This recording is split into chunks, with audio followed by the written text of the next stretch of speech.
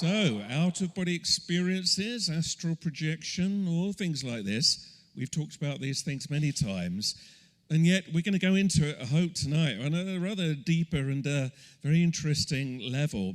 So, Jade Shaw is very well known in many circles. If anybody saw the Netflix series Behind Her Eyes, Jade was somewhere involved in that, and if you didn't see it, well worth seeing. And this is something that is so massive and yet not really talked about enough. And yet I meet so many people that describe to me having out-of-body experiences. So let's get a little bit closer to what's going on. I know you're going to have an amazing ride tonight. So let's have a big hand, please, for Jade Shaw. Thank you.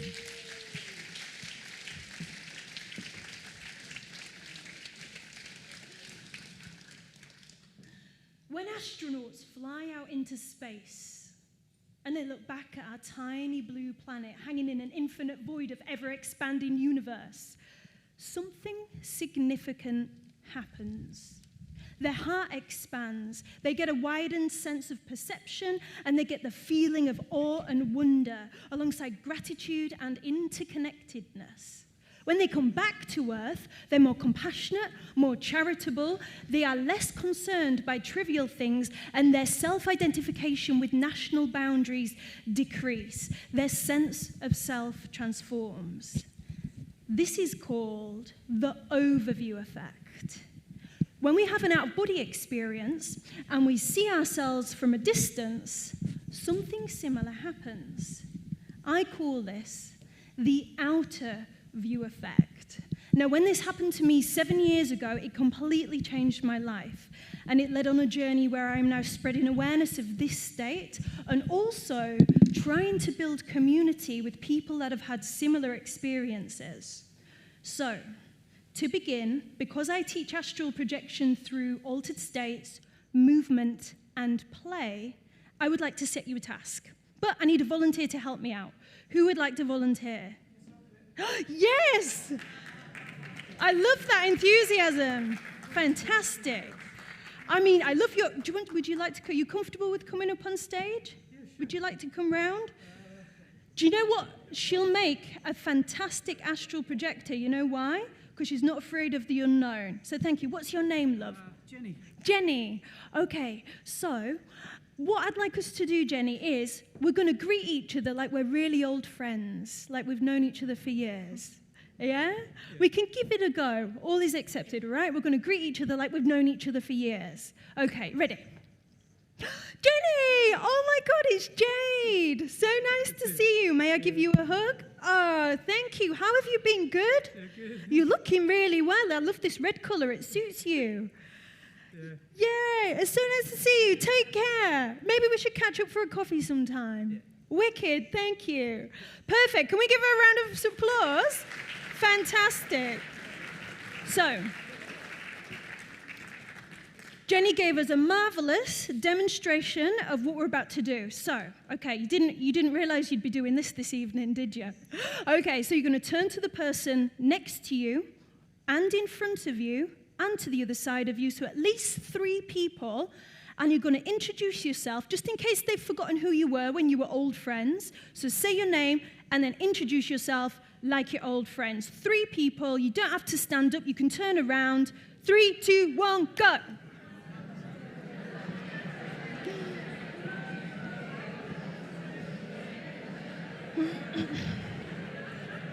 Hey! I'm Jade! Whoa!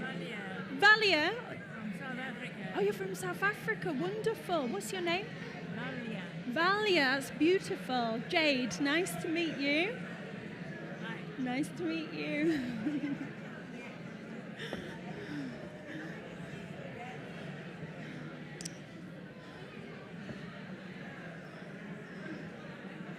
Okay, 30 more seconds. 30 seconds left.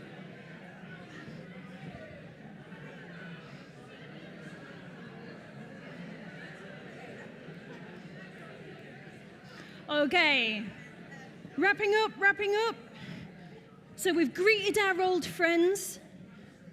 We've reconnected with our old friends that we've known for a long time, and we're happy to see them, but now we're going to say to them, oh, what most people don't realize about me, and then you're going to complete the sentence. So you're going to turn to someone in a minute that you don't know, and you're going to say, what most people don't realize about me is, and then I want you to share something that maybe you wouldn't share. So it could be something like, I have a psychic ability. It could be like, I've overcome cancer. It could be like, I've got an obsession with ginger nut biscuits. It can be anything you like, anything you like. You can be very small, very deep, it's up to you. But you're going to say to two people, what most people don't realize about me is, and then you're going to finish the sentence. At least two people you don't know. Can be the same ones as before if you like. Okay, go.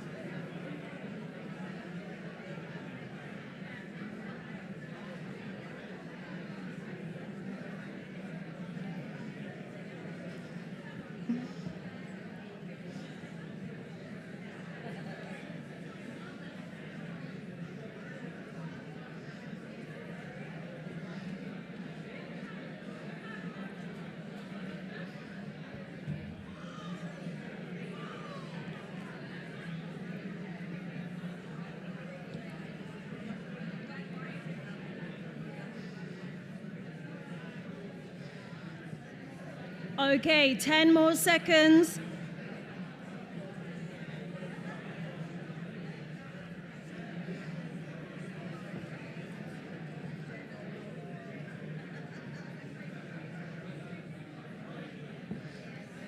So wrapping it up, last few seconds. Well done. We've gone off to a perfect start. Okay. Last thing. This is the last one, I promise. Now, you're going to say to somebody next to you, and it just needs to be one person, I am here because. I am here because. And you're going to finish the sentence. We are all here at this point in time, space, in this universe, in this moment, right here, right now, all together in this room. And I personally believe there's a significant reason for that. We might not know it, we might feel it, but I want you to finish the sentence, I am here because. And you can interpret that in any way you like. There's no right or wrong answers. Okay. 1 minute, off we go. One person.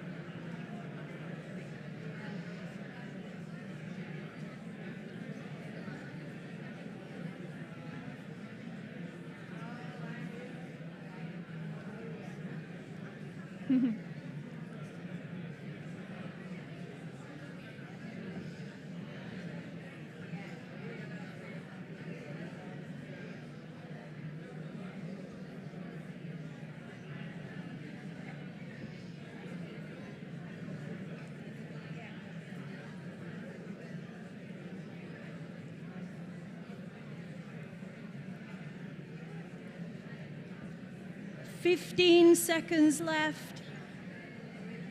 You good?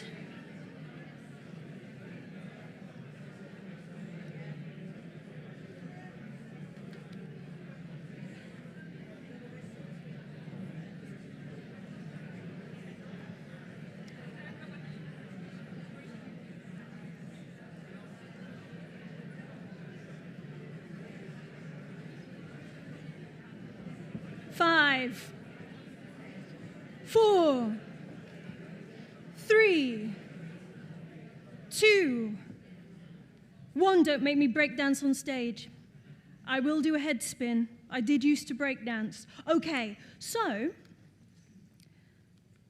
I am here because when I was little, a little girl, I used to have terrifying nighttime experiences. It was like someone had grabbed the edge of my bed and was shaking it back and forth. I had this crazy energy flowing, flashes of white lights, a feeling of a presence in the room, and I found myself floating out of my body. It was super scary, and I even slept with the landing light on until I was 18 years old. At the time, my mum said, maybe we should take you to see a child psychologist. There's something going on here. But I said, no, let's just wait and see what happens. So when I used to get these vibrations on a night in a certain state, I realized if I slowed down my breathing, it would come to a stop. So that's what I did. I began to slow down my breathing, and eventually, these experiences began to subside. Fast forward to the future. I run my own dance company. I'm with a partner, and I'm in my 30s, and one day, should I say, I walk into a bookshop, and I take a book off the corner of a shelf. It's all dusty, it's got folded edges, and it's got a picture of a man's head reverberating out. This looks familiar, I think. I open it, and it's called Journeys Out of the Body by Robert Monroe. Show of hands, who knows who Robert Monroe is? Yes, we got some astral projectors in the group. Nice. Okay. So he was talking about the same thing that happened to me when I was a kid.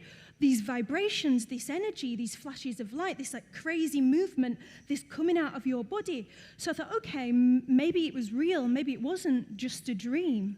So I thought, I'm going to try and do it. I'm going to try and do some of his techniques to see if I can have an out-of-body experience. So I tried for a month. Nothing happened. So I gave up. I thought it must have been all in my head. But then, as soon as I gave up, sod's law, isn't it? One night, I got up to go to the toilet, came back, got in bed, and I went straight into the vibrational state. This was the same thing that was happening to me as a child. My body was vibrating, I was awake, but I knew that I was in this position where I could have an out-of-body experience. I thought, okay, stay calm, stay calm. What should I do? Oh, wait, Robert said do an exit technique. Okay, so I decided to roll out of my body without moving it. It's a bit weird. So I rolled out of my body with strong intention, strong will, and I ended up standing at the end of my bed. So I thought, okay, my body's here. I turned around, I saw myself lying there, but I'm in my room. What do I do now? So I thought, I'm going to go out the window. So I flew out the window, dropped down into the street, and then I became aware of something.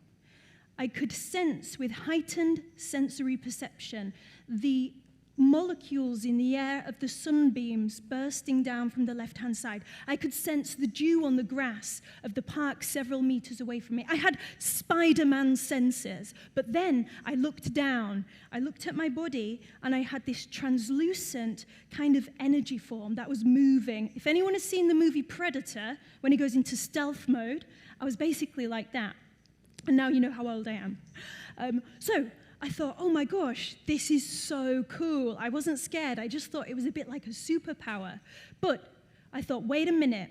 Don't waste this experience. Do something useful, something inspiring. And then I remembered what my Tibetan Buddhist master said, Akon Rinpoche. And he was like, try to evidence this experience. Try to prove that it's real. So I thought, okay, I'm going to go look for a door number somewhere I've never been before. So the skeptics will always say, you're going somewhere that you've created in your mind. But if you've never been to that place before, you can't recreate it in your mind. Okay, so I go on a mission, and I find a crossroads. There's a door on the left-hand side. It is green and arched. There's paint stripping off the door, and it says number 18. Okay, I'm going to remember the door, number 18. But I'm still in this experience. What am I going to do now? Then I thought, draw from your lucid dreaming practice. I'm a lucid dreamer for many years. Say something out to the space and see what happens. Okay. So I go, okay. Take me to Nirvana. But then something unexpected happened. Some sort of unseen force picked me up up and I floated above the clouds. But before I kind of got into space, I passed through what seemed to be this thin film in the sky, like a giant sheet of static. And when I passed through, I lost my energy body. I was now just a floating point of awareness, point of perception. There was no sense of direction, no up, down, left, right, no sense of space. And I was in this huge, massive tunnel that filled the entirety of my perception. And there is a white light at the end of this huge tunnel that I was being magnetized through. It was like being drawn in by God's fishing line. Something was pulling me towards the end. I got halfway, and I got scared. Anyone know what happens when you get scared in an out-of-body experience? Yes. Straight back in my body. Snapped back. I woke up. My partner at the time was next to me. I'm sitting up in bed looking at my arms. I'm covered in static. He goes, "What's happened? What's happened?" And I go, "I think I've just had an out-of-body experience." And he goes, "Oh, okay." Rolls over and goes back to sleep. Typical. But I'd had this big experience. And so that same day, went to the house on the crossroads. I found it, traced my steps. It was number 18, the same one I had in the experience. Frantically Googled the tunnel of light. And of course, it is very well known in near-death experiences and with out-of-body experiences. And so this immensely blew my mind. And at the time, with my company, I was trying to get government funding for a 4-year investment to run a program in parks, a dance program. And I got an email through that week saying, "Yes, Jade, we'd like to fund your program. You've been working on this for a while. We're going to give you the funding for 4 years to roll out your dance program nationally." This is what I'd been working towards. This is what the team had been trying to do, a team of 12 teachers, and it was to bring people into parks for social inclusion and loneliness through dance and movement. And I said no. I emailed back and I was like, "I'm so sorry, I'm very grateful, but I can't accept. Please give the money to someone else for the opportunity." And that's because I couldn't go on doing what I was doing, knowing what I know now, that we are more than our physical bodies. The experience was so profound, I needed to make sense of it in some way. Because the biggest thing I took away from it was when I saw my body lying there, I realized that I am not limited to it. And if I am not limited to my physical body, maybe there are other areas of my life that I'm not limited to either. In fact, maybe there are no limitations, only possibilities. And so people need to know this. It felt like when you have one of those big awakening experiences and you want to shake people on the street and go, "You are not your physical body." But of course I can't do that because I would appear crazy. But what I did do was I went to university and I studied a master's degree in transpersonal psychology. And for my research, I looked at how our sense of self changes after we've had an out-of-body experience. So transpersonal psychology is the study of consciousness, psychology, and spirituality and how they correlate. And I looked at healthy people who had had an out-of-body experience and had never had one before. That research was then made into a paper in a peer-reviewed scientific journal, which is on the right-hand side, and 2 months ago, the research got published in Forbes and featured in an article, which is huge because we're talking about out-of-body experiences here. So I was so grateful for that to happen. But I found out 8 things. So what are the benefits? There were 8 themes of transformation that I found helped people in some way. So this is what everybody reported on some degree or spectrum. And it was a motivating catalyst. There was a lady called Beverly, lovely, American. I'll try not to do the accent, but an American one might come out. I apologize to any Americans in the room. But she said to me, "Jade, after my experience, it completely changed my life, completely changed my life." I was like, "Why, Beverly?" And she came out of her body, found herself flying over the pyramids in Egypt. She felt a strong calling. She landed in a town very near the Pyramid of Giza, and she said that she saw a fast food joint when she was there. And she said, "Jade, I was so mad that on this sacred land, there was a fast food joint." I told you I've got a terrible American accent. And so she came back to her body, was deeply moved by the experience, and she used to work in corporate TV and was very stressed, didn't like the job, but after that, she now takes people on sacred trips around Egypt because she felt like she was meant to do work there, and that's what the out-of-body experience was showing her. She returned to the place in the physical body that she'd been to in the astral body. Guess what she saw? The fast food joint in the place that she had seen it. So it's a motivating catalyst. We make changes in our lives after we have one. Oops.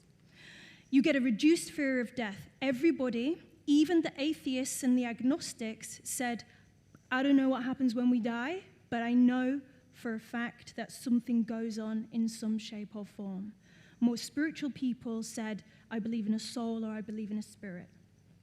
There was an enhanced inner peace, new life perspectives, increased self-awareness. They became more aware of who they are and what they want, their needs and desires. They had a sense of individuality. So those that maybe felt pressured by parents or by society or being in a certain way, they felt more connected to their inner self and that they had the courage and the confidence to make decisions from their individuality.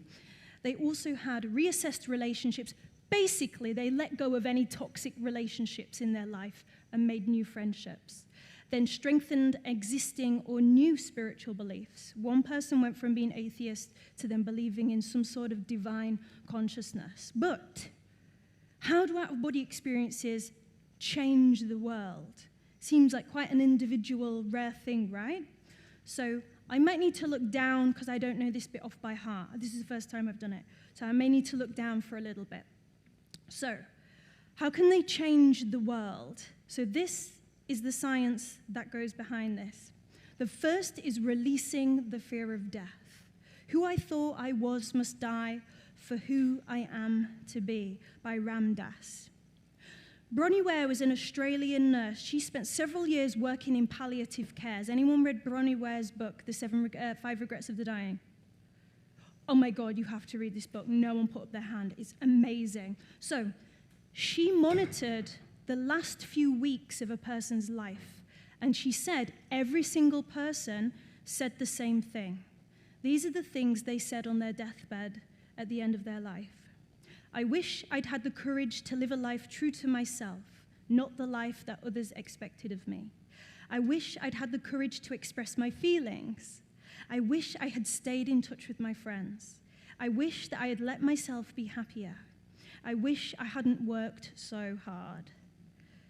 Fear, worry, and avoidance, the three things that hold our dreams and hopes hostage. So let's learn from those that are not with us, and with the time that we have left, let's not make the same mistakes.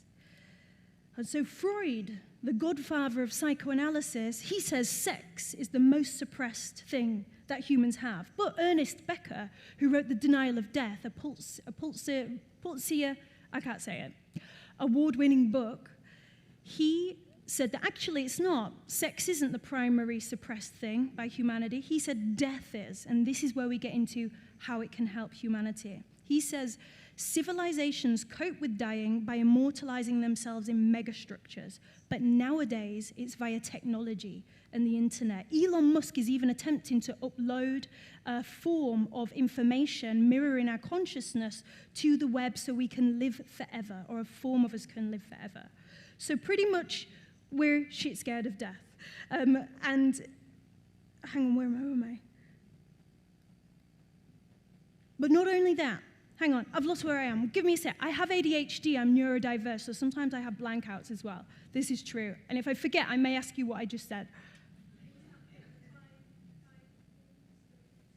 Yes, that is true. Thank you for reminding me of that. Yeah, so we're trying to upload, we're trying to continue, right? Whereas other cultures, they use the fear of death in order to live their lives better, whereas in the West, in the UK and the US, we sweep it under the rug. And there is a doctor called Dr. Nathan Heflick, and he said, we are death-denying cultures. He's a lecturer at university, and he says that this is the worst thing that we could do because it stops us from truly living. And this is where it begins to affect the world and the state of humanity where we're at. So studies by terror management theory researchers have found that death salience, so the fear of death, is aroused in people, and when it is, they adapt their behavior. They increase their reliance on defense mechanisms such as denial. They avoid thinking about death, they pretend it doesn't exist, and this is escapism. This form of escapism is bad for society. Why? Because people who deeply fear death are more likely to do these things: adopt worldviews that protect their worthiness, choose an identity that reinforces their self-significance, have higher levels of conformity and lower levels of self-esteem, and engage in conflict to defend their cultural, religious, or national identity.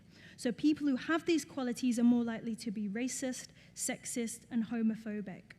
So how do we make sure we don't end up like this? Well, firstly, I think a lot of people in here are not going to end up like this. However, one of the ways to do it is to experience death. What is one of the most radical ways you can experience death, or the feeling of death without dying? An out-of-body experience. And there was even a virtual reality experiment done at Barcelona University where they put people into a headset, virtual reality, gave them a pretend out-of-body experience, and they still had a reduced fear of death. Imagine what it would be like if they had a real one. So this is the first one. How it can change the world: reducing the fear of death and the knock-on effect. The second one, this is my favorite. You're going to love this one. The feeling and the experience of awe. So Susan had an out-of-body experience, and she saw a flower.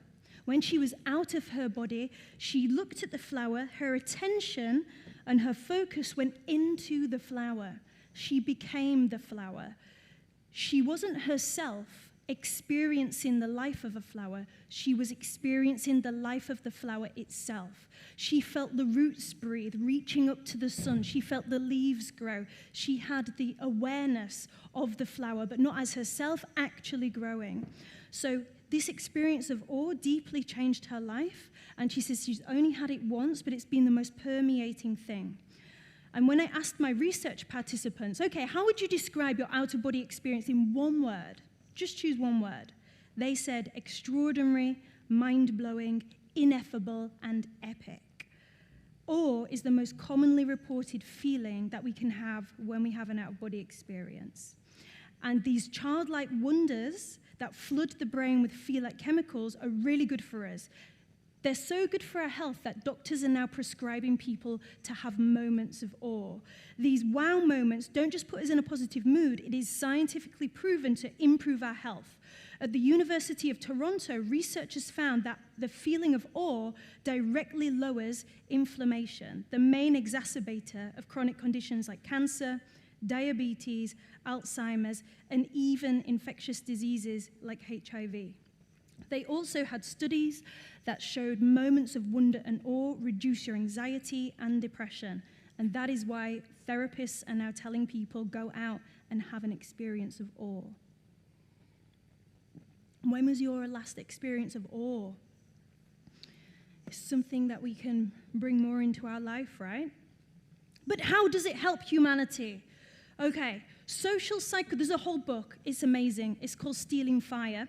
And in that book, two guys researched awe and how it impacts society.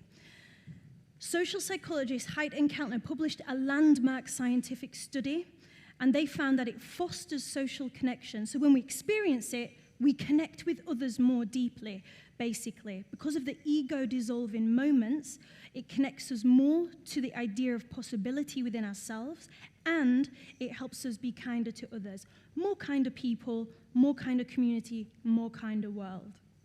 But the third one, and this is my favorite one, and I may go into a rant, so I apologize if I begin to rant. Knowing through polyphasic perception. Oh my God, who here has ever been in the shower and you've had an idea, or you've been inspired by a dream, or you've got lost in music, or you've been doing art and you've got an idea come to you? Show of hands?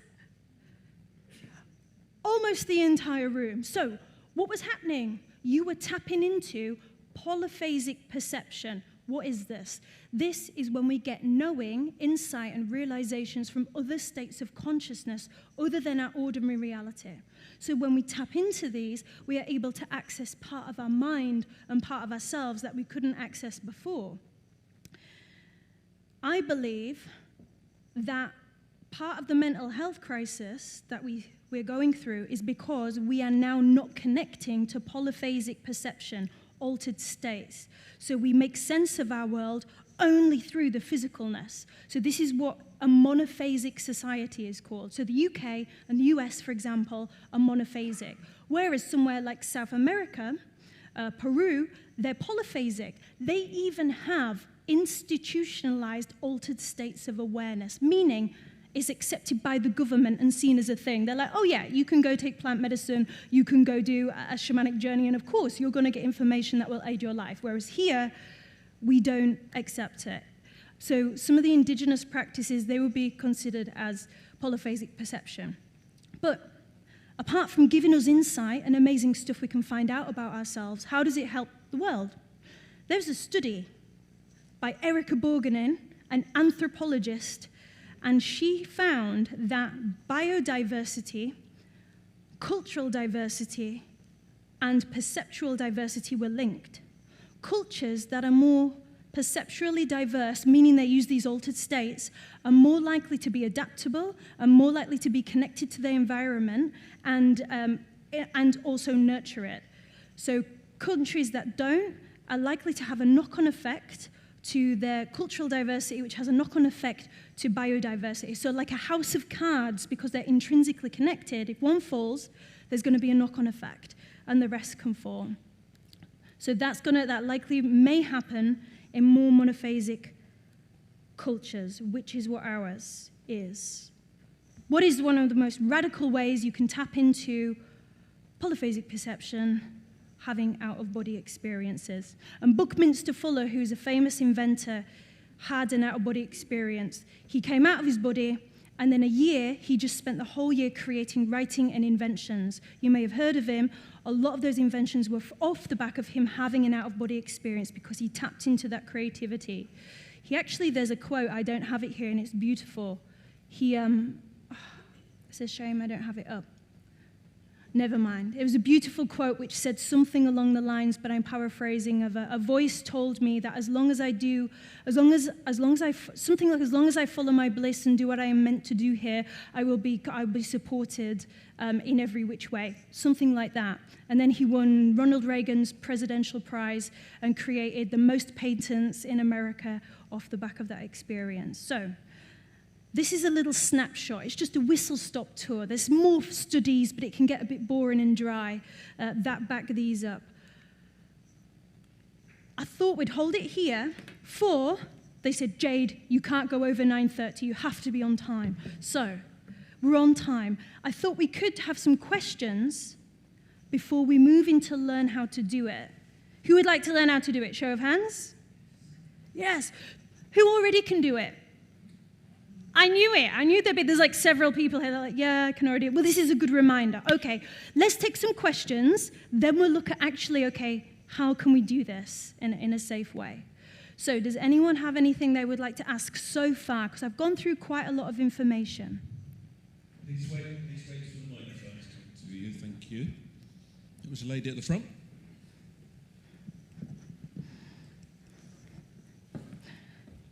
I haven't had an out-of-body experience, but I became aware a few years ago that I'm a spirit living in a body rather than a body with a spirit.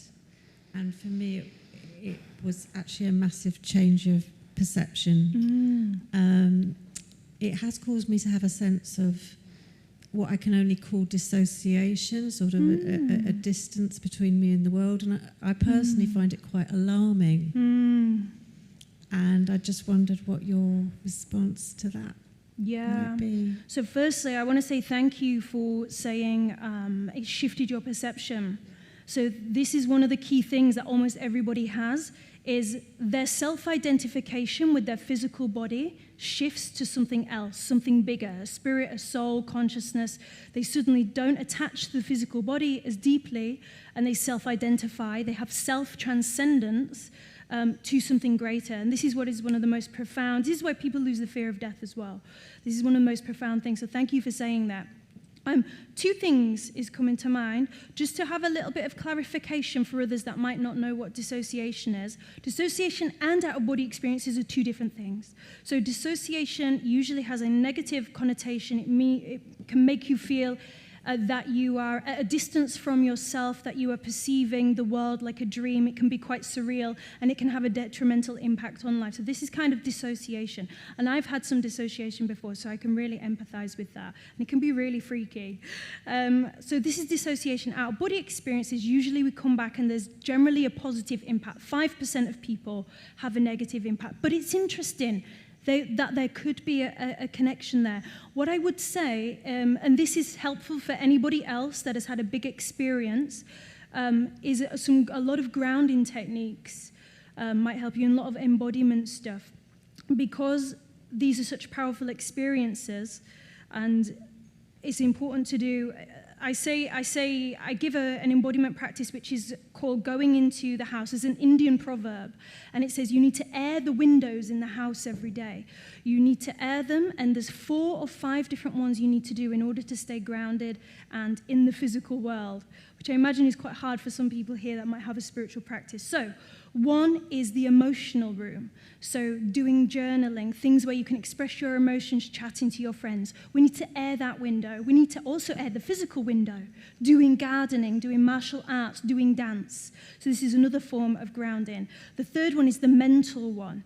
So this could be writing things down. It could be not dissimilar to the emotional one that's focused on emotions, but anything that can get your mind settled is opening the mind window. And then the fourth one is the spiritual one. So connecting to that spiritual part of ourselves, doing prayer or going to church or doing meditation, whatever our spiritual practice is for us. But every single day, they said, if you do not air out the 4 windows in this room, you will become slightly disconnected. So I would advise to air those 4 windows out if you feel that resonates with you, particularly more the physical side of stuff as well. Because some people, when they come back, they feel more psychic and more heightened intuition. So you might have more sensory perception than others as well, if that was helpful. Has anyone got any other questions? So it could be something about an experience you've had, or maybe something didn't make sense. Yeah, we've just got one over here.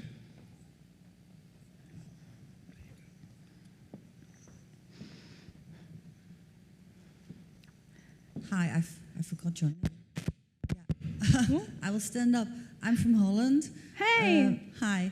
We organized a lot of Monroe courses, not about out-of-the-body experiences, but things like bending spoons and things like that.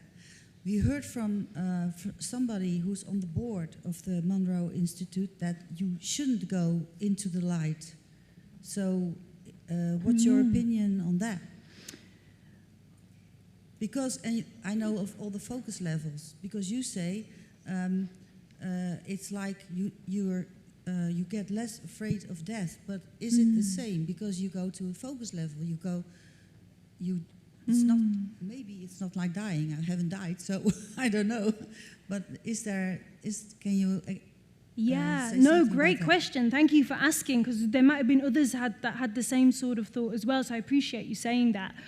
So you may have noticed I don't take a stance. I sit on the fence always. I never say there's one right way or one wrong way. I always say it depends how I'm looking at it. Which culture, which tradition? Is it through neuroscience? Is it through spirituality? How do we look at this? So some people have reported going into the light, having an amazing, profound experience, often meeting a loved one, and then coming back. But remember, this isn't a near-death experience, so the body isn't dying, and their consciousness or their soul and spirit isn't on that journey of leaving. When we have an out-of-body experience, it's a part of our perception that is traveling. So it can always come back, and Monroe will say, you'll always come back to your physical body.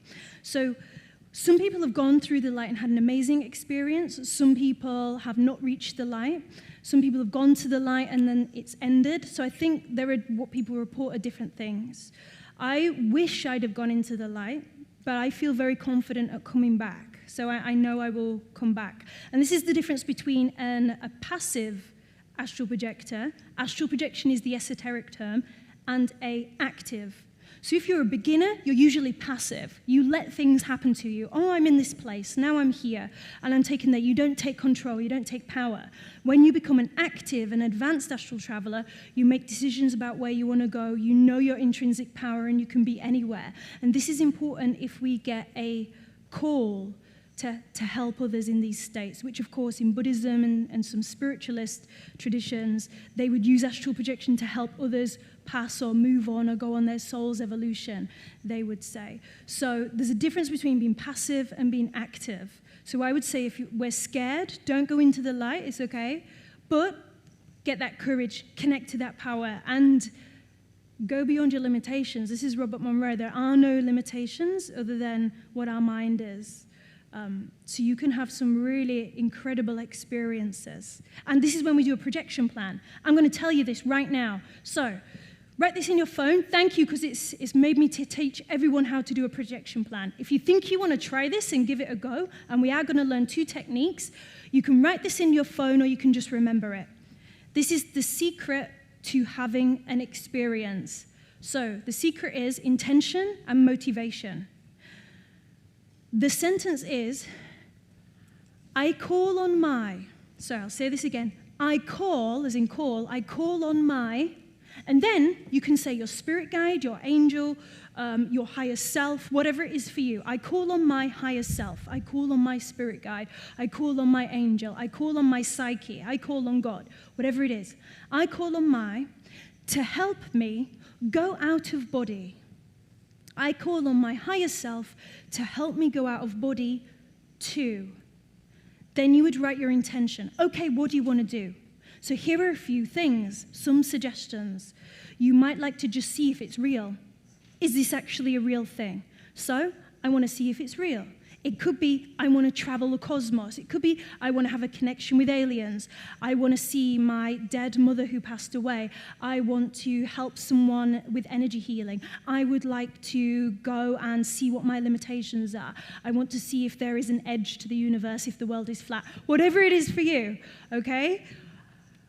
I call on my higher self in order to go out of body to connect with my dead mother, for the purpose of, this is the secret cheat, this is the win, this is the thing that's going to get you through, because if you have a pure and strong motivation, something that your psyche or a deity or your angel or spirit guide, whatever it is for you, can come on board with, they're going to help you.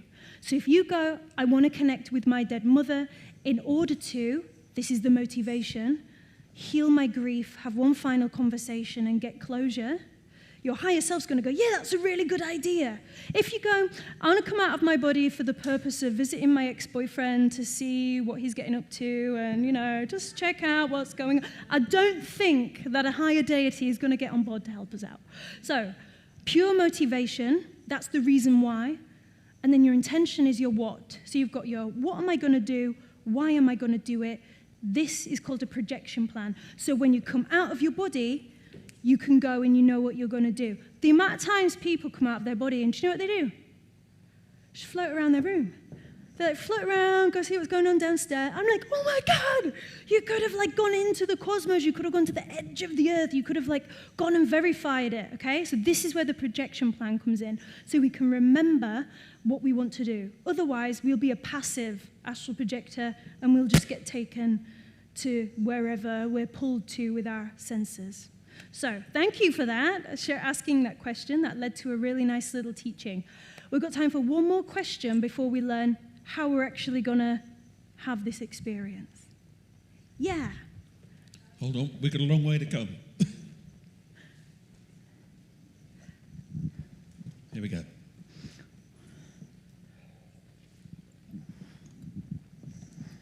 Hi, thanks for this, it's amazing. I went out once through my back and it scared me to death and I got dumped back in again and here I am. But I'll have another go if you tell me how. Amazing. So 2 amazing things there. One, she went, what's your name, love? Jinan. Oh, so beautiful. Jinan, she went out of her back. So most people think, oh, you float out and it can be all floaty. You can go, I'm a back sinker. I'm a back sinker as well. So I prefer going out my back and then rolling kind of from underneath the bed. but so you can float out. So there are different ways to exit the body. Sometimes you can roll out, sometimes you end up shooting out. I've poured out, there's the dolphin where you arch your head and your back and you kind of pool out, and you use the expectation of gravity. Because remember, your in and out of body experience, there is no gravity. But you use the expectation to pull you out of the body to fall off the edge of the bed. Now, so these are different ways of exiting. So thank you for mentioning that. And you got super scared. What I didn't mention before was that the second feeling, after the feeling of awe that people have, is fear. So that is very normal. Everybody gets the fear. So much so I've created a 21-day free from fear course in preparation for astral projection. Because it's super real, is it? You're like, whoa, I've come out of my back. And, like, what? And then you get scared, and then you're back in your body. Because it feels so real. So this is normal. Everyone has fear. Everyone has anxiety. And these create limiting beliefs. And this is what we have to work with. Those are the two biggest blocks to astral projection. But you've done it once. This means you have the capability. We all do, by the way. Every single person here can have an out-of-body experience. It may take different people time, because we've got different elements of our psyche that help us. But because you've done it once, it should be a little easier to do it next time now. I've got a free handout and a free masterclass, so if you give me your email, I can send you it. Actually, I'm going to put up a QR code at the end, which has got this fancy AI where you hold your phone up, and then the AI does something. I don't know how to do it. My event person did it for me. But you can do that, or you can just write your email down in my book, and I'll leave it on the stage, and then I'll send you the masterclass and the free handout. So thank you for that. Okay, one last question, and then we'll go into how to do it. Yes, this gentleman. Have we got time? Yes. Hi, great talk. I've only had a couple of brief experiences, and in the first one, when I found I floated across the garden and then remembered that all you had to do was think about where you wanted to go and you shot up, I ended up shooting up into the sky about 40 to 45 degrees, and then looked to my right, and I had a being holding on to my arm, who was like, you know, those wooden artist mannequins that are about 12 or 14 inches high, that you can bend to different shapes. But it was like a full-size being like that, except in white, looking where we were going. And I just had this sense that this being was my friend, a guide, and it was just a very pure feeling from this being. And I just wonder whether you've experienced that as well.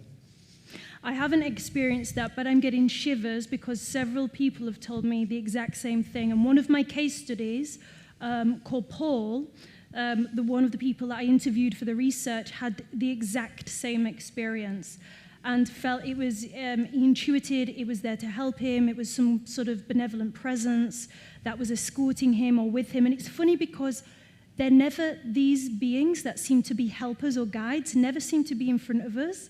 The reports, they're always at the side, or they're always behind us or with us in a presence. So sometimes we don't see them, and sometimes we see them. So I just want to tell you that is normal. Lots of people have had it. I'm very jealous. I've not actually had that experience, so well done. That's fantastic. But yes, you can get helpers that seem to appear and can appear at the right moment as well. And he, exactly the same. He was shooting up into the sky, full speed ahead, going somewhere. If that happens, and this goes for anybody, and you're like, because it can be overwhelming when you feel like, oh my God, some beautiful being is with me, or just the awe, it can be very overwhelming. And sometimes that shoots us back to the body, is we can remain calm. So there's something I teach from a famous mindfulness practitioner called Tara Brach. I approach the teaching of astral projection through mindfulness. It's my background. I lived in a Tibetan Buddhist temple for 5 years and studied it through dream yoga. So one thing we can do is the rain technique. So I'm going to give you a little tip for each one. This goes for any altered state. It doesn't have to be out-of-body experiences. So R is recognize. I'm going to demonstrate. Okay. I've come out of my physical body. Oh my God, I'm shooting through the sky. There's a being. Something's happening. I don't know what's going on, but it feels really good. Recognize where you are. Okay. I'm in the sky. I'm just bringing my attention to what is happening here and now, and I'm moving with it. So you just recognize what's around you. Also, this is going to help with your recall when you come back to your body, because you're bringing your memory to mind. Okay, RAIN technique, recognize. A, accept. This is really hard for some people. Accept what is happening. If you have been taken to a dark place, a dark landscape, that feels like, oh, I don't know if I want to be here, I'm a bit scared, I don't recognize this, it's important we still accept where we are. The doctor cannot accept. The doctor has to accept that we're ill in order to treat us. He can't go, no, you can't come and be sick. He has to accept that you're ill, then he can do something. When we're out of body, we have to accept where we are, then we have a choice and a decision to do something. If we get overwhelmed emotionally, we have no choice. There's no space for us to actually choose and respond rather than react emotionally. So recognize, accept. What is after A? This is the ADHD coming in. I, thank you. Identification. So, investigate. So you need to investigate with intrinsic detail. What can I see? So if I was out of body now, I'd go, oh my God, those socks look so cozy. It's the first thing I noticed as soon as I bring my attention to detail. I'm wearing almost the same socks as you, but in black. They look very cozy. So I'm noticing details of things. I'm looking, I love this green, I don't know, I'm noticing all of the clothes, this lady's lovely shawl. I'm noticing the chandeliers. I'm noticing the feel of the energy in the room. I noticed it when I walked in. Beautiful space. There's a permeating, lovely energy here. So investigate with minute detail. N, the last one, this is the most hardest for people, is non-identification. What this means is don't self-identify with what is happening as it's happening. So let's just say I come out of my body. I'm in a heavenly realm. There's angels. There's something beautiful. I think, oh, well, I must be an enlightened being if I'm in this heavenly place. I must have done a lot of inner work and healed my traumas. I might be a prophet or a guru, when I go back. I'm so enlightened. So you see the story that I'm creating about the landscape of where I've gone. So this is not to self-identify with where you are. So when we don't self-identify with the landscapes we visit, we can be more flexible and we don't spin a story over it. The stories are very important not to spin. The story we make of our experience, how we make sense of them, is actually what affects us the most, not the thing itself. So, very important. Recognize, accept, investigate, non-identification. This is the RAIN technique by Sarah Brack. She applied it to emotions. I changed it and applied it to out-of-body experiences. So that's how you navigate environments when you're in these non-physical places. Does this make sense? Thumbs up, thumbs down, you're not too sure. Okay, only half of you are still with me. That means I need to get your attention back. So let's learn how to do it. So this isn't a workshop. So I'm not going to go into extreme detail. I just want to give you 2 techniques that you can take away to start tonight. One of them is the projection plan, your intention and your motivation. So the flight pad, opening your wings. The mind awake, body asleep state. The lovely lady at the back mentioned focus levels with Robert Monroe. This would be focus level 10. Mind awake, body asleep. Does what it says on the tin. Your mind's awake, your body's asleep, to the point, ideally, where you can't feel it. We call this total body dissolution. So you want to not feel it. You know when you lie on your arm and your arm goes numb? And then you're like, oh, that feels weird. So you want to not feel your body anymore. Even this can be very profound because our ego is very attached to our physical body. So imagine if you experience yourself not with a body, but you haven't left the body. So even this can be very powerful. So the mind awake, body asleep state. The quickest way we can access this without trying too much is on the cusp of sleep, which is why I teach Yoga Nidra, to try and hack it. So we're going to do, towards the end, like a 10, 15-minute short meditation, and we're actually going to try to get to the mind-awake, body-asleep state. We're going to try to tap into it. And this is when we are in the hypnagogic. Has anyone been falling asleep and then they've started to snore and you can hear yourself snoring? Yes? Okay, I like how it's most of the room. Me too. Now I don't feel so alone. Okay, you're in the hypnagogic then. So your body is probably asleep, but your mind probably doesn't notice it because you're not thinking of it. But when that happens, you're on the cusp of sleep. Has anyone, show of hands in a minute, had any of these things happen? Circles or colors of light, geometric patterns, seeing faces or beings, hearing voices or hearing music on the edge of sleep. Show of hands. Okay, almost half the room. That is also the hypnagogic. So you're falling asleep, falling asleep, falling asleep, falling asleep. Stop. That's the sweet spot. When you black out and you fall asleep, it's too late. We've lost it. But when you can hold it here, I call this the Goldilocks conditions. You're not too awake. You're not too asleep. You're perfectly in the sweet spot to then do a technique to leave the body. This brings me to the vibrational state. I'm not going to go into this because we're not going to learn how to get here today. But remember I spoke about that energy, the feeling of vibration, flashes of colors. It was very scary. Some people describe it as being in a vacuum. For others, it can feel like there are lots of bees in the body, or like a phone is vibrating all over you. This is the vibrational state. And basically, it is when the glue, you're shifting from the physical to the non-physical. The glue is becoming looser and is that shift. I had the vibrational state by accident a day ago, last night, this morning. I went into sleep paralysis, which is a gateway. Who here has had the experience where you wake up, your mind's awake, but your body is paralyzed, but you sense something in the room? Yes. Oh, wow. There's about a quarter of the room. How many of you know it's a gift? No one, because it's really scary. Oh, this gentleman here knows it's a gift. Would you like to say something? I can repeat it so they can hear.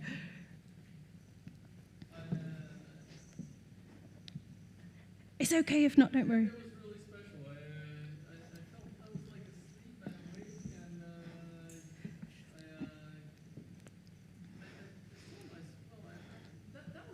I didn't remember that second. This was actually a second out-of-body experiment. I didn't remember previously, because the one I remembered was the one I was doing volitionally. I wanted to do it. I planned to do it. But this I'm remembering way back, even earlier. Nice. I didn't know whether I was sleeping or whether I was awake, or rather I was sort of. I had both experiences simultaneously. It was really strange and weird. I'm really glad you said that. So this is double perception. So this is great. And this double perception where you kind of is what you can get in sleep paralysis. And that's when you can find yourself floating out. But it does feel super weird.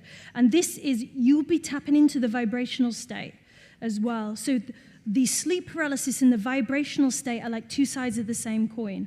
If you enter sleep paralysis, you can use it as a gateway to astral project. And you might feel like you can sense your body, but you're also leaving at the same time. This weird in-between. So this is the vibrational state. So thank you for that. We had a chat that's double perception. Two realities you're experiencing at the same time. Then, exiting the body. This is the actual moment of separation, that sense of I'm coming out of the physical body. I'd like to show you a video. So it's really hard to explain to people a really abstract experience. So I made a video to show people. And this is usually those that don't even know what astral projection is. So if we can get the video up, my amazing technical team. So do I have to click on the middle button? Try it. Oh, can we turn it up?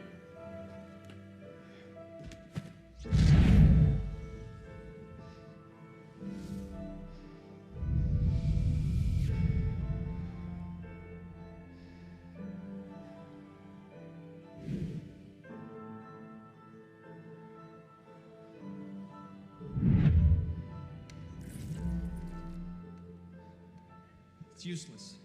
I have no idea what I'm doing.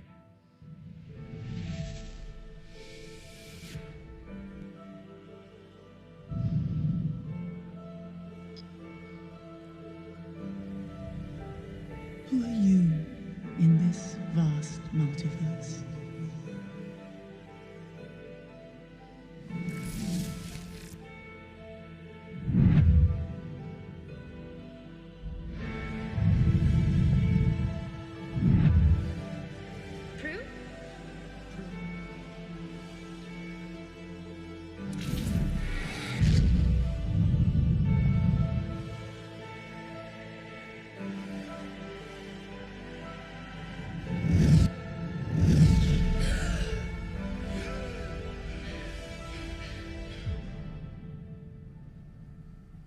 teach me.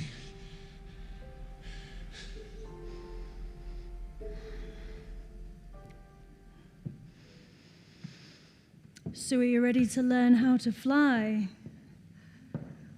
Okay, this is what we're going to do. We're not going to do an exit technique, so you may not have, you probably won't have that experience. In fact, it's considered a siddhi superpower in the yogic tradition. So it can take anything from a few days to a few weeks, even a few months to gain the skill. Usually it's a side effect of advanced meditation in the yogic tradition.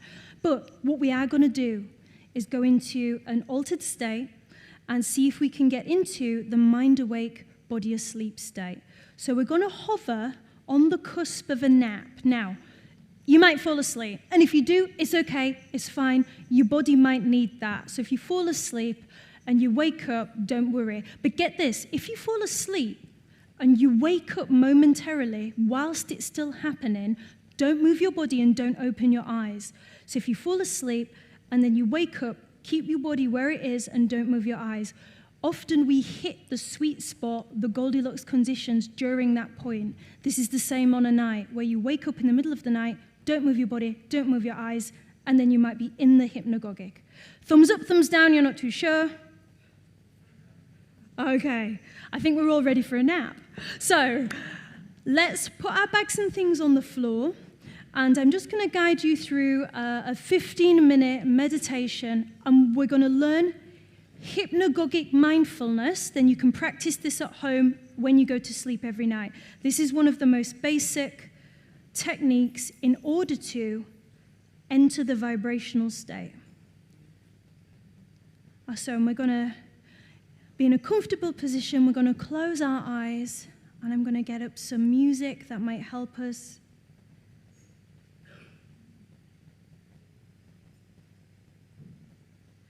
Let me just check the volume level. So I'm playing it through my phone. Can we just give that a test? But it's not coming through. Maybe it's the connection.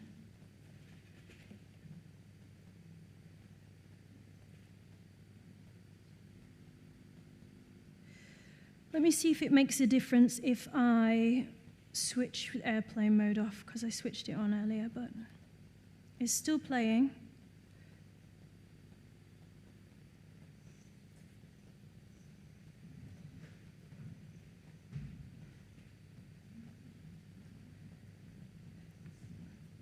Okay, so while we're just testing the music, so I'm going to throw out some questions. See who's been listening. Okay, I'm going to test you. What is the first step called that we're about to practice and go into now? Go.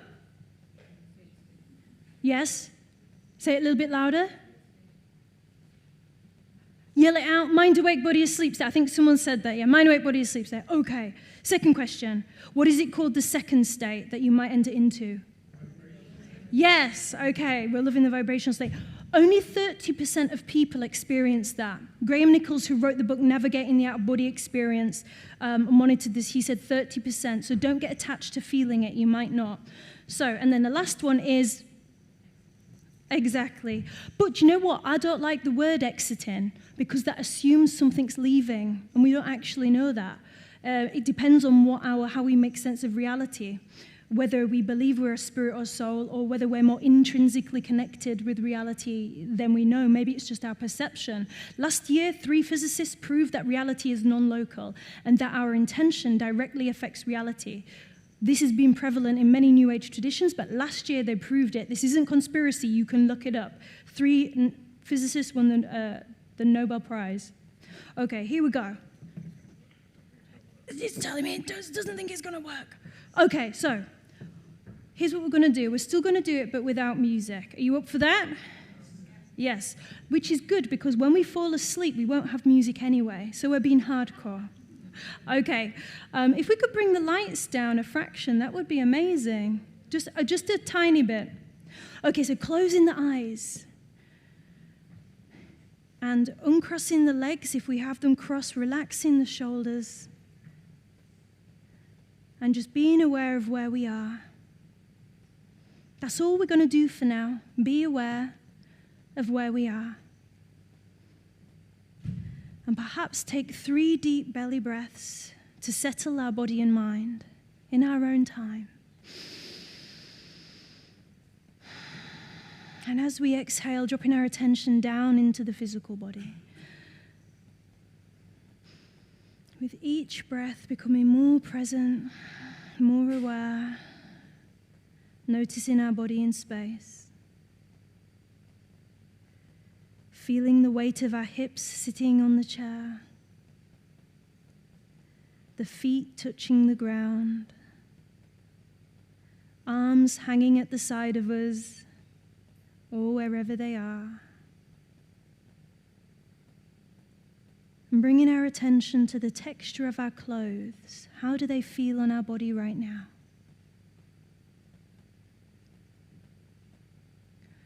And sensing the space around our body, the physical edges of ourselves, the boundary of our being. Where do we start and where do we end?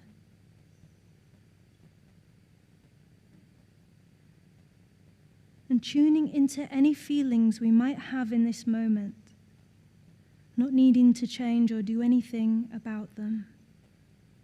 Just being aware of any feelings we might have inside.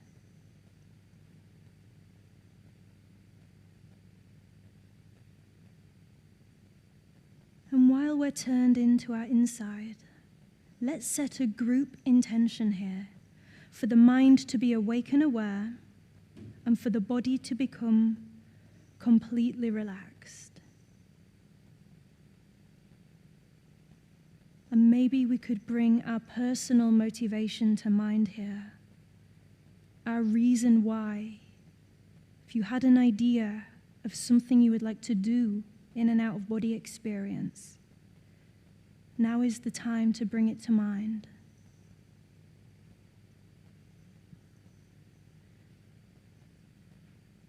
And just allow this intention to drop into your awareness like a pebble sinking in water. Planting it there for when we're ready to astral project.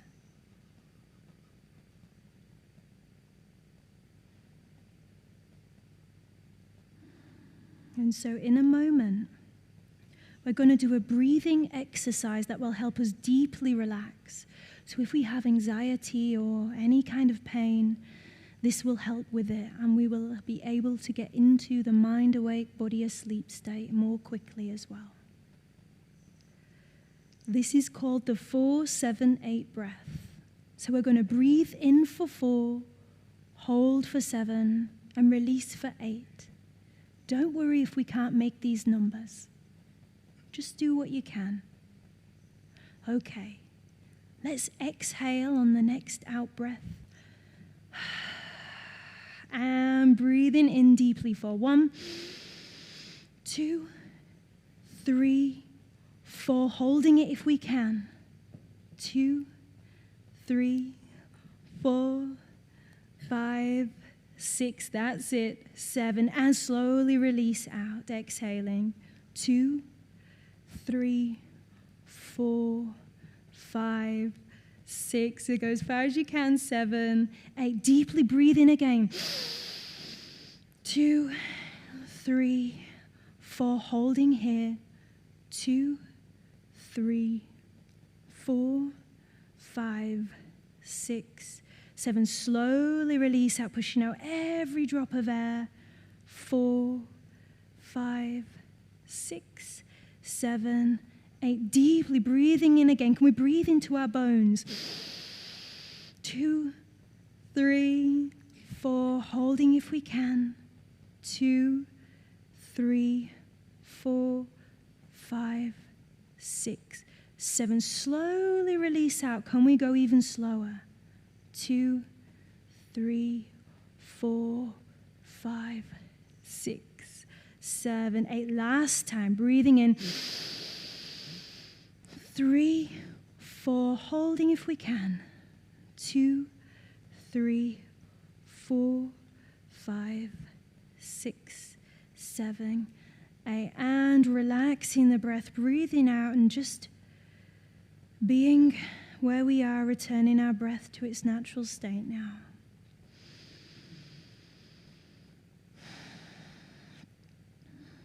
Now, I'd like to share with you a practice that will help curb any fears.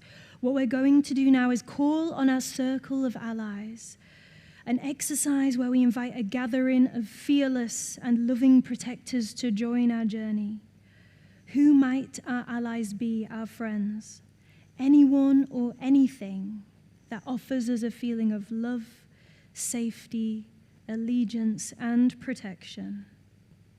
Our protectors can be living or dead, real or unreal, known or unknown, such as friends, family, animals, ancestors, deities, or spirit guides.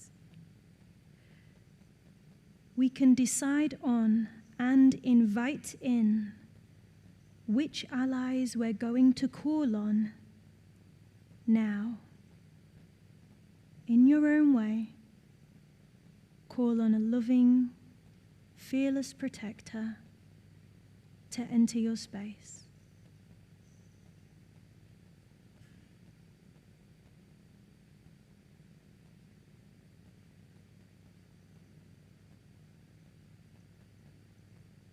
And there might be more than one. That's okay too.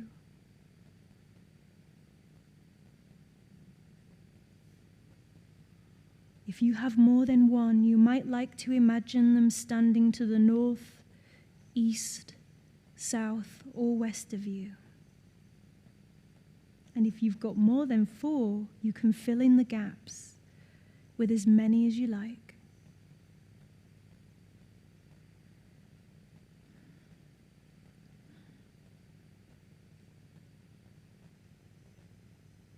If we struggle to visualize, you might like to imagine that they're there or tune into them in a different way.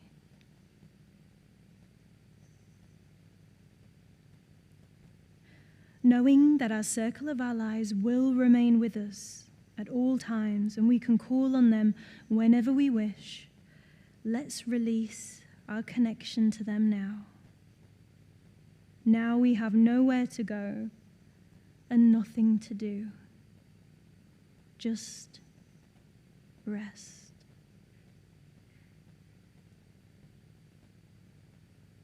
Being here and now. In our beautiful bodies, in this beautiful room, in our beautiful space.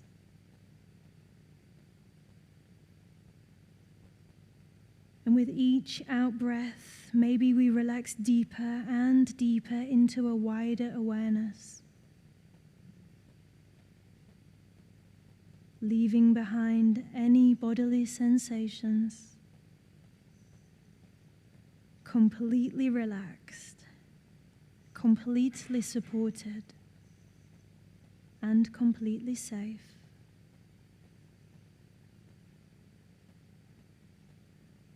Notice how relaxed you feel and how good it is to feel relaxed.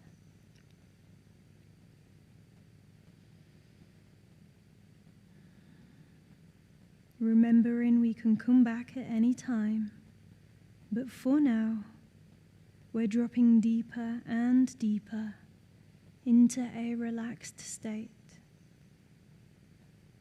And if we think we're fully relaxed already, let's encourage ourselves to let go even more.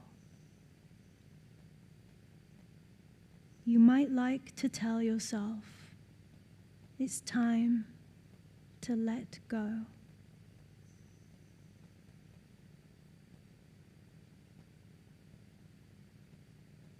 Let go.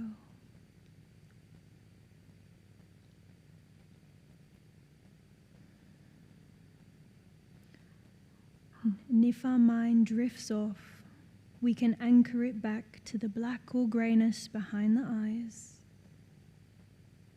If we become bored or distracted, be with the boredom and the distractedness. And pay attention to any imagery that may appear, sounds we might hear, or feelings we might have whilst we're here. Just noticing. And if we notice nothing, that's okay too.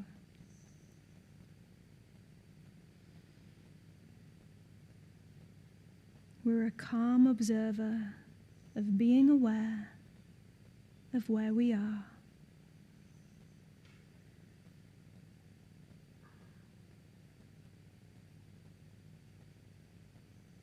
And when we go to bed tonight, this is all we do. We notice, what can I see? What can I hear? And what can I feel? What can I see? What can I hear? What can I feel?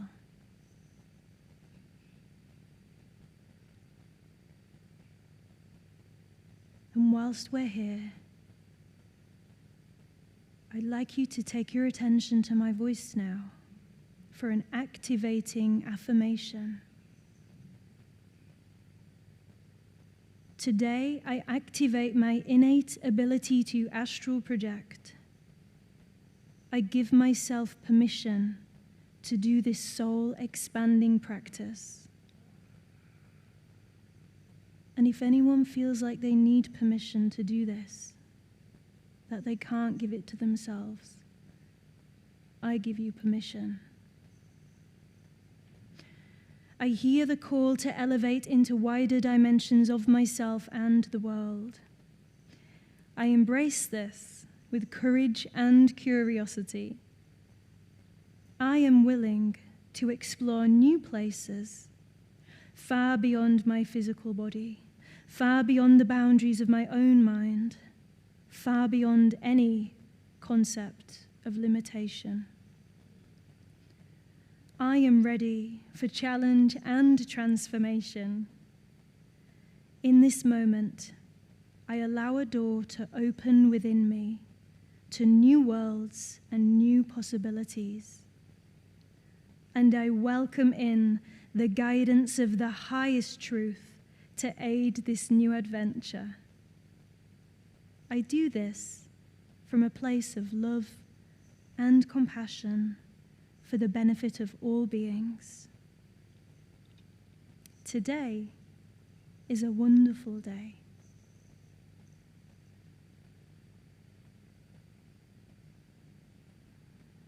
And just noticing how you feel.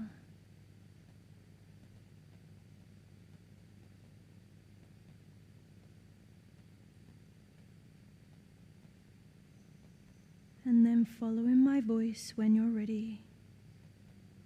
Bring your attention back to the physical world, back to the body, and anything you can see or sense in your physical awareness. You might like to wiggle your fingers and toes. In your own way, bring your awareness back. Noticing the edges of yourself in space. And when you're ready, opening the eyes and coming back into the room. And bringing the hands together. And slowly we're going to rub our hands. And we can do this as vigorously as we like, but as we bring our attention back into the room and we move our hands and our feet and our body just so we can be back in the physical room, in the room feeling refreshed and rejuvenated. We're back here in the physical world. I'd like you to rub your arm as though you're having a shower, like we're all in one giant shower because we're all old friends as we established earlier on, and we're rubbing our hips behind our kidneys. Give those kidneys a good rub down one side of the thigh, and then through the other side. over the hand, over the forearm, over the shoulder, down the side, around your hip, feeling the edges of ourselves, down the shoes. When we do this in a workshop, we get really into it and we go all over the feet. But this is an important embodiment to take our senses back to the physical body. So I'm going to go over 3 things before we finish. What we did then was we very quickly, normally we'd take more time, go into a deeply relaxed state. So when you fall asleep tonight, 2 things you do. You can, if you struggle with sleep, you have anxiety, you have insomnia, the 4-7-8 breath is scientifically proven to send you to sleep within 15 minutes. So you can give that a practice. Breathing in for 4, hold for 7, breathe out for 8. I have asthma. I can barely hold for 7, so just do what you can, okay? That's the first thing, breathing for deeply relaxing. Second, if you've got a lot of fear, you're worried about what might happen. Am I going to come back to my body? What's going to happen? Do the circle of allies. Call in your protectors, whoever that is for you. It can be spiritual. It could be just your friends, someone who's passed away. Circle of allies. They'll always be with you. You can call on them when you need help. And then we did hypnagogic mindfulness very briefly, but I think quite a lot of you entered the hypnagogic. You felt deeply relaxed. Hypnagogic is when we're falling asleep. When we get to that point, just be aware of what is happening as it's happening. What can I see? What can I hear? What can I feel? Loop it back around. What can I see? What can I hear? What can I feel? The reason why we have to loop it is because our brain needs something to anchor to. Does that make sense? Yes. Woo! Okay, so last thing. I would like you to stand up for me. Promise this is the last task I'll do, and then you can go home to bed to practice. So standing up, wherever we are. You can do this seated if it's too painful or you'd rather be sitting. That's also completely fine. And we're going to shake out one arm. Shaking, this is called therapeutic tremoring. This is kind of what animals do when they've been chased by lions, the gazelles. They shake their body to release any anxiety. It also brings us back into the physical body. Shaking the other arm at the same time. Oh my God, shaking both arms. Okay, now I wonder if we can shake our shoulders at the same time. So we're a bit like a worm, if worms move like this. Then I wonder if we can shake our hips at the same time as our shoulders and our hands. And now, can we bring our legs? So we're shaking our legs, hips, bodies, arms, shoulders. And I'm going to take you to bring one arm up. And the second arm up. And then breathing out. Bringing the hands together, bring the hands down to the chest. And whilst we're here, I'm going to get you to do a little Buddhist dedication practice. So eyes closed, hands if you'd like to in prayer, or you can put them on your heart. And I would like you to bring to mind a person, a pet, or a place that you would like to dedicate any beneficial energy that you've generated by being here today to. So a person, a pet or a place you would like to bring to mind that you would like to dedicate any beneficial energy that you have generated today by dedicating this time for yourself. So tuning in, sensing them, feeling them with energy or in your mind's eye, and then feel the feelings that you feel for this person, pet, or place. Allow those feelings to wash over you. And then send them a smile from your heart.